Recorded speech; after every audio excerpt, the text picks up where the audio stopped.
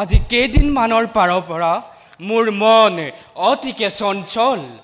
সিংহাসনৰ বাবে নিজ জ্ঞাতি আৰু ভাতৃসকলক হত্যা কৰি কি কাৰ্যত মই বিৰত আছোঁ।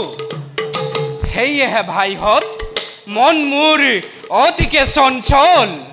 চঞ্চল নহ'বা দাদা ধৰ্মৰাজ। দ্ৰৌপদী ৰাজসভাৰ মাজত কৰা অপমানৰ প্ৰতিশোধ ল'বই লাগিব।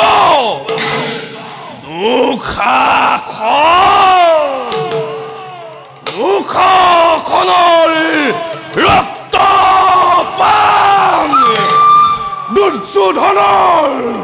দুৰ্যোধনৰ উৰু ভংগ প্ৰতিজ্ঞা হিমাৰ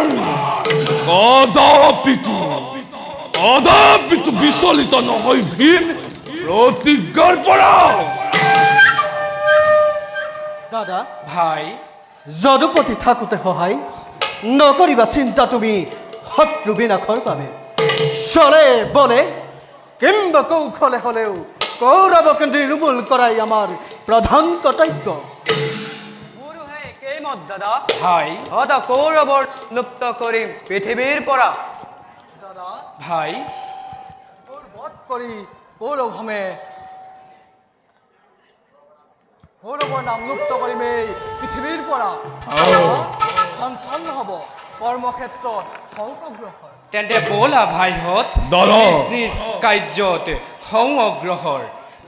কিন্তু এটা কথা ৰাখিবা মনত, ধৰ্মৰ পৰা যেন কোনোদিনে নোহোৱা বিচলিত। সেয়েহে ভাইহঁত ব'লা এতিয়া। ব'লা দাদা।